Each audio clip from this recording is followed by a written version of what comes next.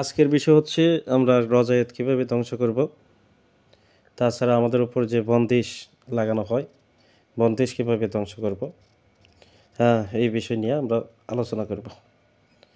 তো আমরা রজায়েত যেটা, এটা আমরা কীভাবে বুঝবো যে আমার উপর রজায়েত আছে? যখন দেখব যে কি আমি যে কোনো আমল করছি, সাধন করছি, এই সাধনটা পরিপূর্ণ হয় নাই, হয়তো আমার কোনো ভুল হয়েছে, অথবা সাধন করতে যাই আমি ঘুমিয়ে গেছি, অথবা এটা 30 দিনের সাধন অথবা 41 দিনের সাধন আমি কি অর্ধেক দিন করছি আর করি নাই, তখন কিন্তু এই আমলের একটা উল্টা ফিডব্যাক আসবে। এই ফিডব্যাক আসাতে কিন্তু আমার ক্ষতি হবে। যেমন আমি কি তাবিজ করছি, তাবিজের কিছু আদব আছে, যে আদবগুলো মাইনে করতে হবে। নকশা লেখার কিছু আদব আছে, তাবিজ লেখার কিছু আদব আছে। অথবা আমি একটা চালান দিতেছি, চালানটা দেওয়ার কিছু তরতিব আছে, তরতিব মাইনা যদি আমি চালান দিতে পারি, তাহলে কি চালানটা কার্যকর হবে। আমি জিন বাধ্য করতেছি, কিন্তু কি জিন পরিপূর্ণভাবে বাধ্যর যে আমল আছে এটা করি নাই, জিন অবাধ্য, তাহলে তোর জিন বাধ্য হইল না। তখন এই যে আমি তারে আক্রমণ করছিলাম আমলের মাধ্যমে, জিন বাধ্য করার যে আমলটা, এই আমলের মাধ্যমে, তখন কিন্তু সে তার উপরে কিন্তু একটা প্রভাব পড়ছিল। এই প্রভাব থেকে কিন্তু সে আমার দিকে ক্ষিপ্ত হবে এবং পরবর্তীতে কিন্তু আমারে আক্রমণ করবে, সমস্যা করবে। তো এখানে যে বিষয়গুলো বলতেছি, এই বিষয়গুলো যাতে না হয়, এর থেকে বাঁচার জন্য আমরা কি করব?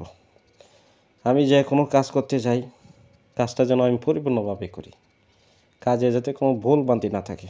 আমি নামাজ পড়তে গেলাম, নামাজে যায় যদি হেলান দেই, নামাজে যায় যদি ঘুমায় যাই, নামাজে যায় যদি বাঁকা হয়ে দাঁড়ায়, গোজা হয়ে দাঁড়ায়, সেই ক্ষেত্রে বুঝতে হবে যে কি, যারা মুনাফিক আছে তারা কি করে, মুনাফিকরা অলসতা করে।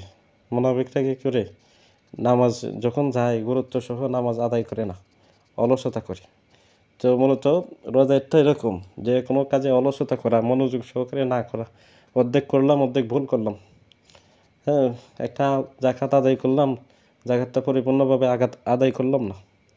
একটা জাকাত আদায় করলাম, এটা সহি শুদ্ধভাবে করতে হবে, কিন্তু ভুলভাবে পড়লাম।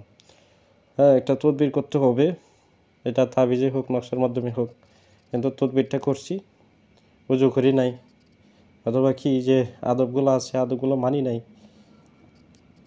তদবির লেখার সময় কথাবার্তা বলছে, তখন কিন্তু এটা উল্টা একটা প্রভাব চলে আসে। এই যে প্রভাবটা আসে, এই প্রভাবটাকেই বলা হয় রজায়েত।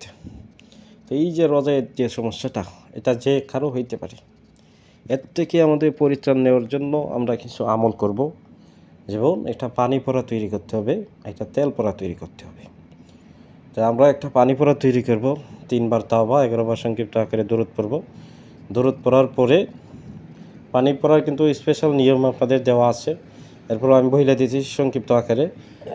আপনারা এটা যে পানি পড়া তৈরি করবেন, আপনারা সূরা রুমের অন্যান্য যে পানি পড়া আছে, এই পানি পড়া তো থাকবেই, এই পানি পড়া ছাড়াও আপনারা এই পানি পড়াটা এক্সট্রা আয়াত দিয়ে বানাইবেন। সূরা রুমের 17, 18, 19 এই 3টা আয়াত আপনারা 313 বার পড়বেন। পইরা কী করবেন, সরিষার তেলে এবং পানিতে দম দিবেন, এবং অবশ্যই নিয়ত করে পড়তে হবে আপনার উপর যত প্রকারের রজায়াত আছে সেটা যেন ধ্বংস হয়ে যায়। সেই নিয়তে আপনাকে পানি এবং তেল পড়তে হবে। তেল পইরা, এই তেলটা কীভাবে ব্যবহার করবেন, যখন রাত হবে তখন আপনি সারা শরীরে তেলটা মেসেজ করে দিবেন, শরীরে তেলটা লাগাবেন, লাগানোর পরে আপনি ঘুমায় যাবেন। ঘুম থেকে ওঠার পরে আপনাকে পানি পড়া দিয়ে গোসল দিতে হবে। সকালবেলা ঘুম থেকে ওঠার পরে আপনি কি করবেন, পানি পড়া দিয়ে গোসল দেবেন। গোসল দেওয়ার পরে এই যে পানি পড়া আছে, পানি পড়া খাবেন। অনেকে আছে যে ফজরের নামাজের আগেই কি পূর্বেই কি গোসল দেয়, সেই সময় আপনি গোসল দিতে পারেন। তো অনেকে আছে যে না আমি নামাজ পড়লাম, নামাজের পরে কি করব, গোসল দেব। যখন হয় 8টা 10টা বাজে, একটু রোদ আসে তখন দেব, আপনি তখনও দিতে পারেন। তবে একই টাইমে প্রতিদিন গোসল দেবেন। এবারে আপনাকে 14 দিন গোসল দিতে হবে, এবং এই যে পানি পড়াটা আছে এটা আপনাকে ব্যবহার করতে হবে। 14 দিন গোসল দিবেন, গোসলের পাশাপাশি পানি পড়াটা খাবেন। 1 বেলা 2 বেলা 3 বেলা 5 বেলা 7 বেলা যতবার সম্ভব হয় আপনি খাবেন।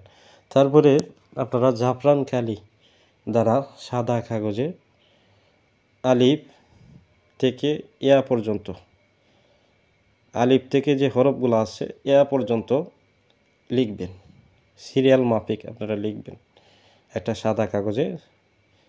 কাগজটা যাতে বেশি বড় না হয় এই জন্য আপনারা ইয়ে করবেন। অনেকে আছে না 1 পৃষ্ঠা লিখে রাখছে, 1 পৃষ্ঠা লেখার দরকার নাই, ছোটো করে লিখবেন। যাতে তাবিজ যখন আমরা লিখি তখন কিন্তু দেখবেন যে অল্প কি ছোটো কাগজের মধ্যে এটা লিখতে হয়, কারণ এগুলো যখন আমরা মাদুলিতে পড়ি তখন যদি এটা আয়তন বড় হয় তখন মাদুলিতে তো ঢোকে না, এজন্য ছোটো করে লিখতে হয়। তো আপনারা ছোটো করে কী করবেন, আলিফ থেকে শুরু করে যে হরফগুলো আছে এই হরফগুলো ইয়া পর্যন্ত লিখবেন জাফরান কালি দ্বারা। এবং এটা লেখার পূর্বে অবশ্যই তাওবা করে নেবেন, দরুদ পড়ে নেবেন, নিয়ে লিখবেন এবং পুনরায় কী করবেন, দরুদ পড়বেন। দরুদ পড়ার পরে আপনারা এটা জাগ্রত করবেন। হ্যাঁ, জাগ্রত কইরা একটা পানির যে গ্লাস আছে গ্লাসের ভিতরে রাইখে দেবেন। রাইখে দেওয়ার পরে 1 ঘন্টা 2 ঘন্টা পরে এসে দেখবেন যে লেখাগুলো কি উইটে গেছে। তখন এই কাগজটা এখান থেকে সরাবেন, সরায় এই পানিটা খাবেন আর এই পানি দিয়ে গোসল দেবেন। এটাও পুনরায় 14 দিন করতে হবে। আরেকটা নিয়ম হচ্ছে যে আলিফ থেকে ইয়া পর্যন্ত যে হরফগুলো আছে এগুলো আপনাকে উল্টা করে লিখতে হবে। উল্টা করে লেখা বলতে আপনি ইয়া থেকে শুরু করবেন, শুরু করে আলিফ পর্যন্ত লিখবেন। লেখার পরে এই যে নকশাটা, এই যে তদবিরটা করলেন এটাও কী করবেন, একই নিয়মে পানিতে ডোবায় রাখবেন, ভিজায় রাখবেন। রাখার পরে আপনি এটা ব্যবহার করবেন।